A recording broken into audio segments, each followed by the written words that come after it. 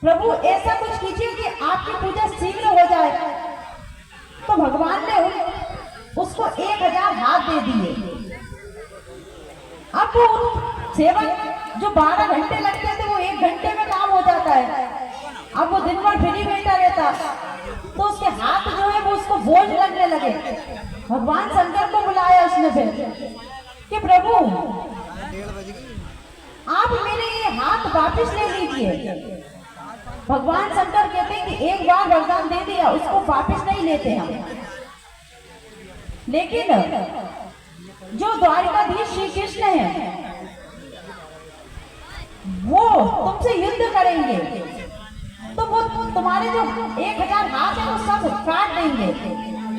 बाणासुर कहता है मैं भगवान से युद्ध कैसे करूंगा। शंकर भगवान कहते हैं मैं तेरे साथ रहूंगा।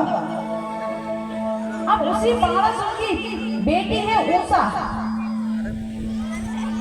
उषा ने स्वप्न में भगवान के पुत्र जो अनिरुद्ध है उनसे विवाह कर लिया। अब जो उनकी सखी है चित्रलेखा उससे उषा कहती है कि चित्रलेखा मैंने एक राजकुमार से स्वप्न में विवाह कर लिया और अब मुझे वही राजकुमार चाहिए। चित्रलेखा जिसका भी चित्र बनाती थी किसी का भी वो चित्र बना देती थी। अब उसने चित्र बनाया और उषा से पूछा कि ये है। उषा ने कहा ये भी नहीं है। अब भगवान के पुत्र का चित्र बनाया, पूछा ये है, ये भी नहीं है। अब भगवान के जो पुत्र है प्रद्युम्न अनिरुद्ध उनका चित्र बनाया। उषा ने कहा हाँ यही है। तो चित्र लेखा है वो योगिनी है, योगिनी। उन्होंने भगवान के जो पुत्र है अनिरुद्ध उनको अपने साथ ले आई और उषा के कक्ष में उनको छोड़ दिया। अब एक दिन बाणासुर का एक सैनिक कहता है महाराज आपकी बेटी के कक्ष से किसी पुरुष की आवाज आती है। बाणासुर ने आकर देखा तो भगवान का पुत्र। बाणासुर ने भगवान के पुत्र को पकड़कर कारागृह में डाल दिया। अब इधर नारद जी द्वारा भगवान को पता लगा कि उनके पुत्र बाणासुर के कारागृह में है। भगवान बाणासुर से युद्ध करने के लिए आते हैं तो बाणासुर के जो 1000 हाथ है उनको काट दिए। और भगवान शंकर कहते प्रभु बस इसीलिए आपको आना था और इस बाणासुर की बेटी उषा को अपने घर की बहू स्वीकार कीजिए। उषा और अनिरुद्ध को लेकर भगवान चले गए।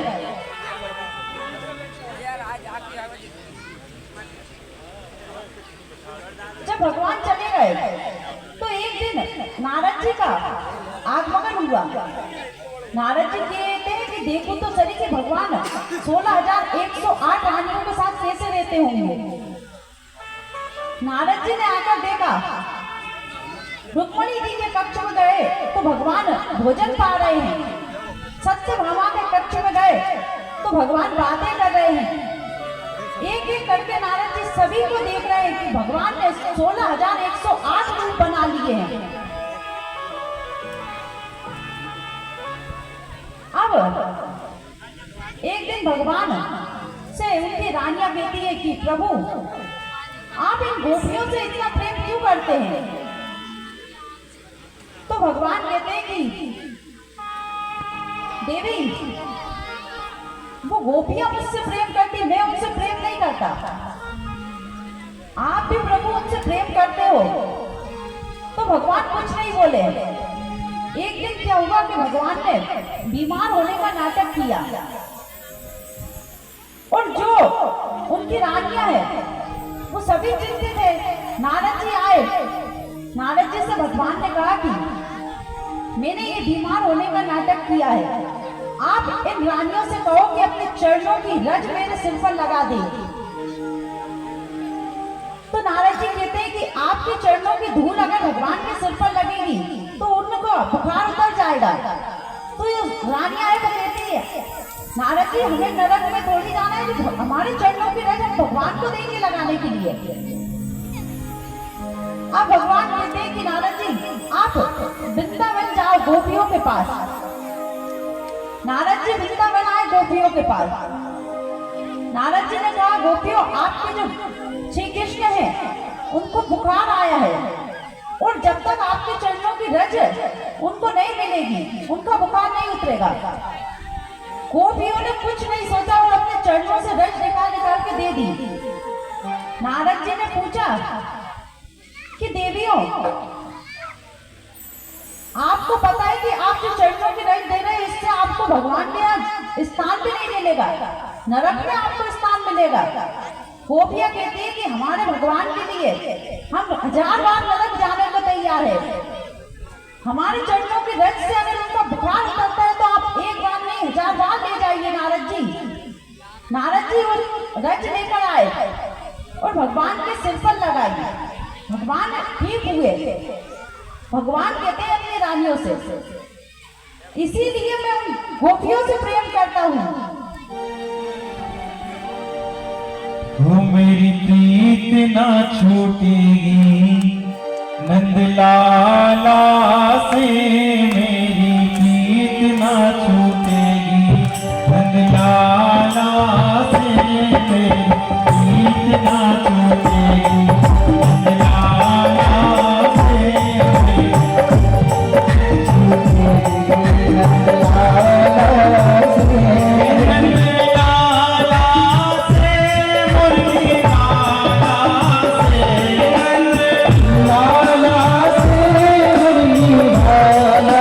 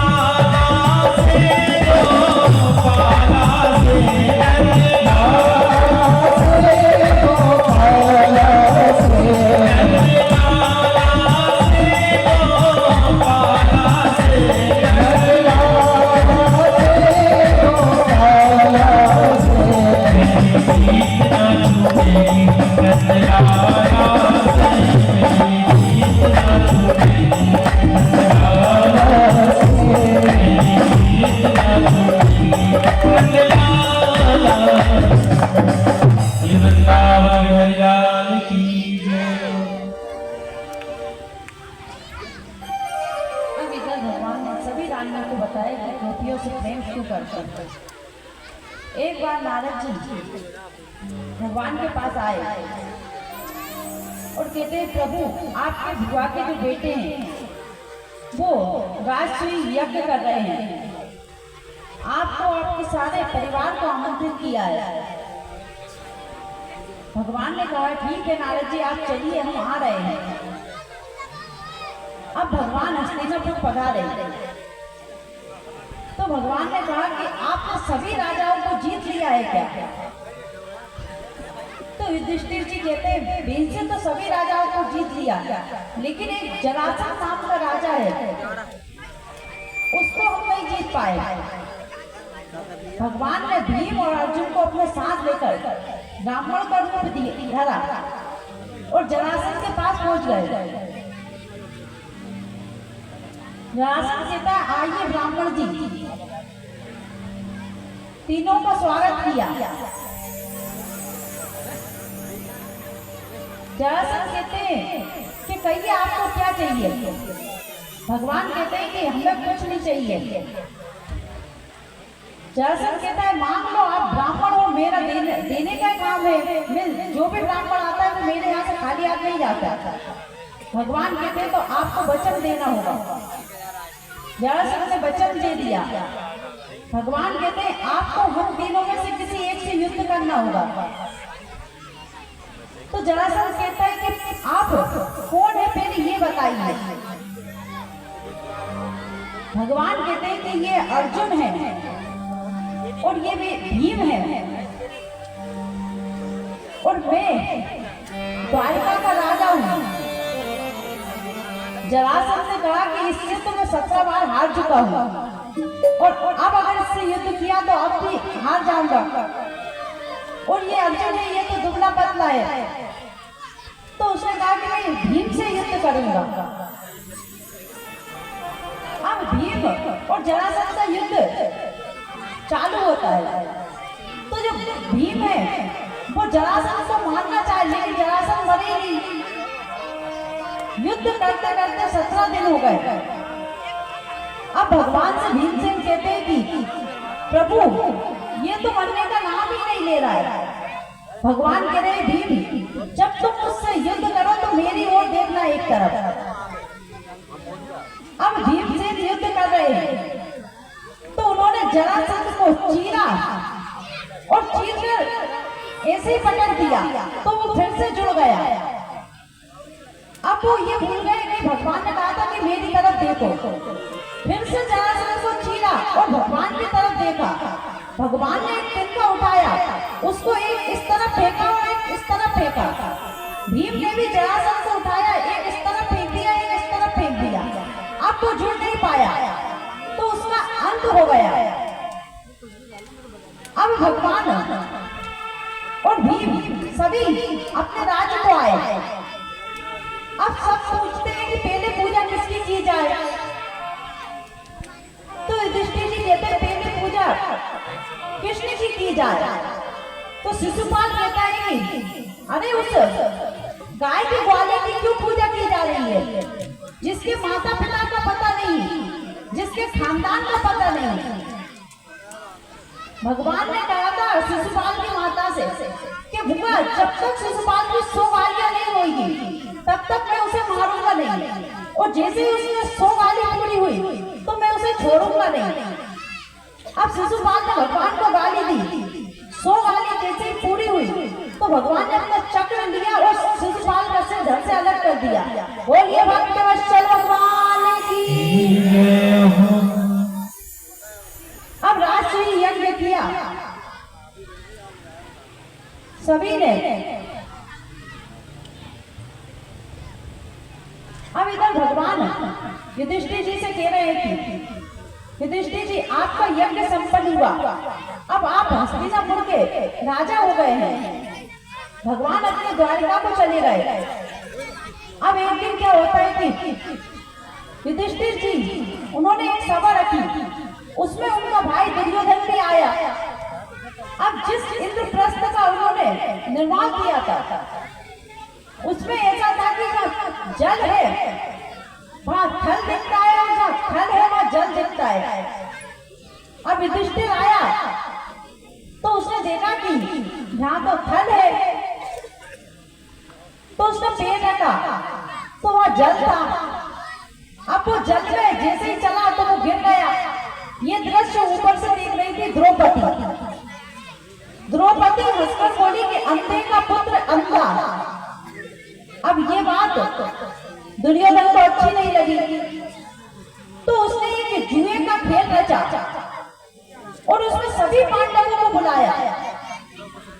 सभी पांडव को जुए के खेल में हारने लगे। अब कुछ नहीं बचा तो दुर्योधन कहता है कि अभी तुम्हारी पत्नी बची है 5 साल की। भीम कहते हैं कि हमारी पत्नी कोई वस्तु है। अरे दुर्योधन तो तेरी भाभी है और तू कह रहा है वो एक वस्तु है। भीमसेन कहते हैं दुर्योधन जब तक मैं तेरी जांघाओं को नहीं चीरूंगा तब तक मैं चैन से नहीं बैठूंगा। दुशासन गया और द्रौपदी जी अपने केसों को उकेल रही थी। उनके केस पकड़कर खींचते हुए लेकर आया। सभा में जैसे ही द्रौपदी जी को खड़ा किया, सभी बेटे हैं, भीष्म पितामह बेटे हैं, गुरु द्रोणाचार्य बेटे हैं, कृपाचार्य बेटे हैं, सभी बेटे हैं। सभी से द्रौपदी कह रही है कि हे नाथ मेरी लाज बचाइए, हे पितामह मेरी लाज बचाइए। लेकिन किसी ने उनकी सहायता नहीं की। जब दुशासन साड़ी खींचने लगा तो उन्होंने भगवान को याद किया।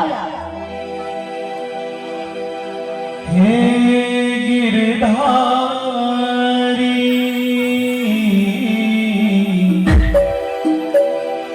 हे गिरधारी हे बनवारी लाज रखो है बाके बिहारी लाज रखो है बाके बिहारी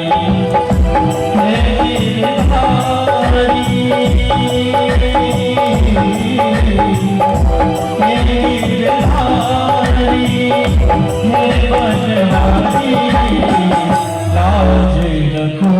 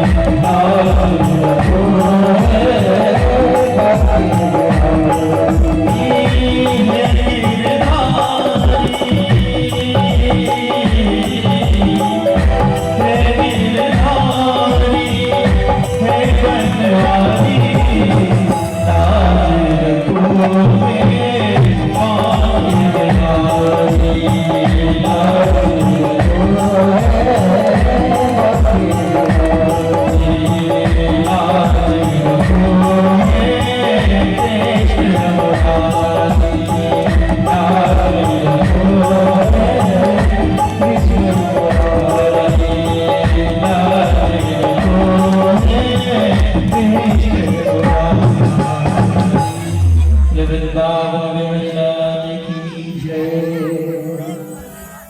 इधर द्रौपदी भगवान को याद कर रही है। भगवान आए और द्रौपदी को चीर को बढ़ाया। दुशासन खींच रहा है और कह रहा है कि नारी बिच साड़ी है कि साड़ी बिच नारी है, नारी ही की साड़ी है कि साड़ी ही की नारी है। उसको ये पता नहीं लग रहा है कि साड़ी ये नारी है या ये नारी की साड़ी है, यानी ये पूरी नारी साड़ी की बनी हुई है। अब पांडवों को 12 वर्ष का वनवास और 1 वर्ष का अज्ञातवास दिया गया। अब उन्होंने 12 वर्ष का वनवास और 1 वर्ष का अज्ञातवास पूर्ण किया। भगवान को भेजा दुर्योधन के पास कि दुर्योधन के पास भगवान आते और कहते हैं कि ये पांडव आपके भाई हैं, अपने राज्य में से आधा हिस्सा नहीं दे रहे तो इनको 5 गांव दे दो ताकि ये अपना दे सके। दुर्योधन कहता है एक सुई के बराबर, सुई की नोक के बराबर की जमीन नहीं दूंगा मैं इसको। तो भगवान कहते हैं कि युद्ध होगा। दुर्योधन कहता हाँ युद्ध होगा तो होने दो। अब युद्ध की तैयारी हो रही है। इधर भगवान के पास दुर्योधन आता है और भगवान के सिर के पास बैठ जाता है। अर्जुन आते हैं और भगवान के चरणों के पास बैठ गए। भगवान उठे तो भगवान ने देखा कि अर्जुन तुम कब आए? पीछे से आवाज आई कि द्वारकाधीश मैं भी आया हूँ। भगवान ने कहा तुम दोनों क्यों आए हो? दुर्योधन कहता है महाभारत होने वाली है, हमें आपकी सहायता चाहिए। तो भगवान कहते हैं कि मैं निश्चय किया है कि मैं इस महाभारत में अस्त्र और शस्त्र दोनों नहीं उठाऊंगा और एक तरफ है मेरी नारायणी सेना, जो आपको चाहिए वो ले लो। दुर्योधन ने कहा कि भगवान को लेकर मैं क्या करूंगा, इनकी नारायणी सेना ही ले ली। दुर्योधन ने भगवान की नारायणी सेना ले ली। अब भगवान अर्जुन से कहते हैं जो माखन माखन था वो तो दुर्योधन ले गया, छाछ बची है तेरे पास, हार निश्चित है तेरी, तू पल पल रहेगा उदास। माखन माखन दुर्योधन ले गया, छाछ बची है तेरे पास। अर्जुन कहते प्रभु जीत निश्चित है मेरी, कभी न रहूंगा मैं उदास। माखन माखन दुर्योधन ले गया तो क्या हुआ, माखन चोर है मेरे पास।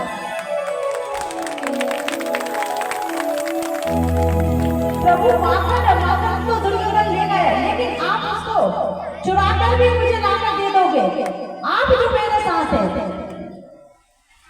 भक्तों जिसके साथ भगवान हो उसको इस संसार से किसी भी चीज की जरूरत नहीं है मांगने की, क्योंकि भगवान स्वयं ही अपने भक्त को सब कुछ दे देते हैं।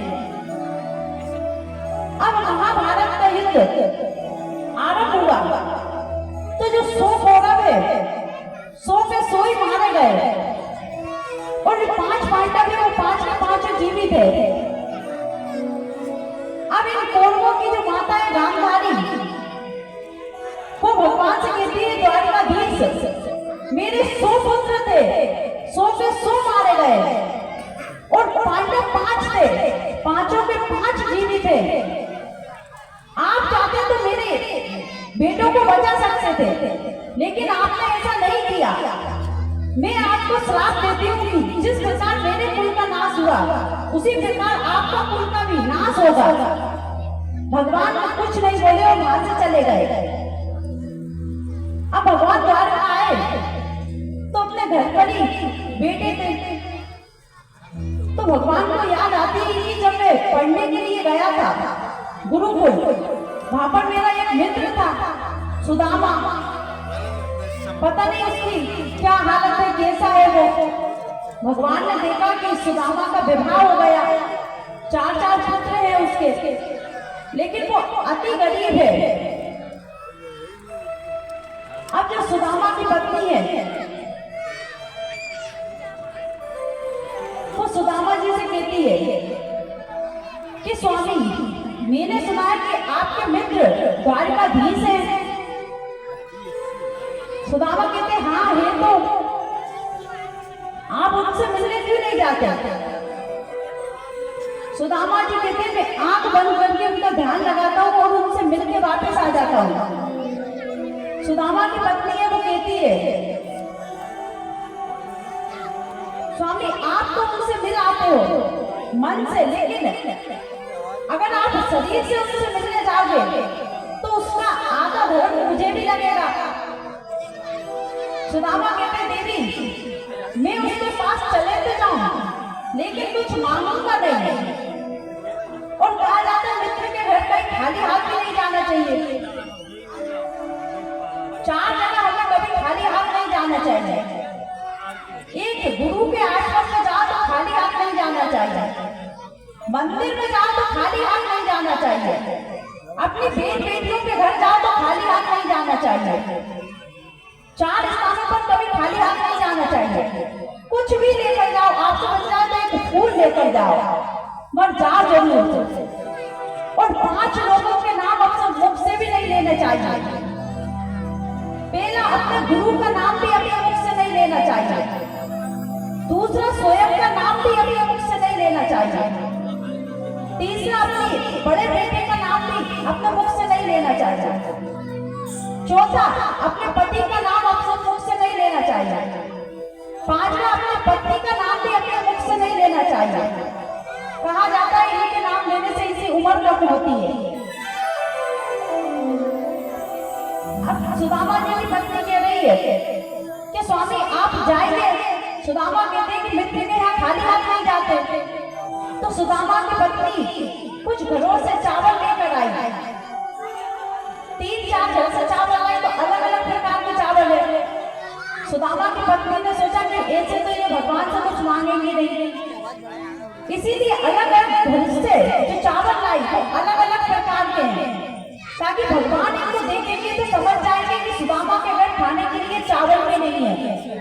और ऐसे कपड़े में खाना जो 10 जगह से फटा हुआ है,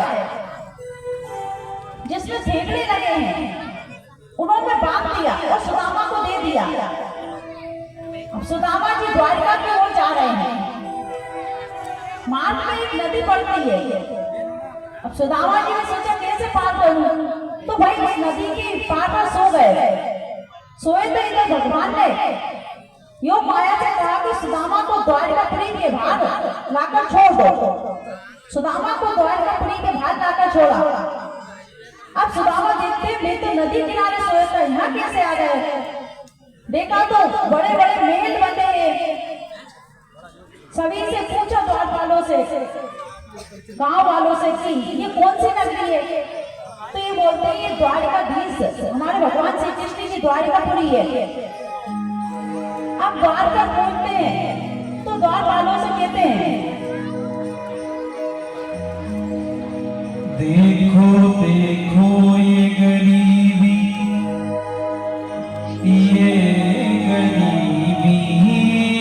कहाँ कृष्ण के दर पे विश्वास ले गया। मेरे बचपन का यार है मेरा श्याम, यही सोच कर विश्वास लेके आया हूँ। अरे द्वारपालो कन्हैया से कह दो, अरे द्वारपालो कन्हैया से कह दो कि दर पे सुदामा तेरी बात है कि दर पे सुदामा तेरी बात है। भटकते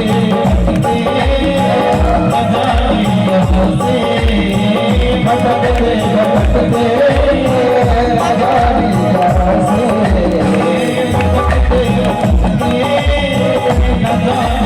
तुम्हारे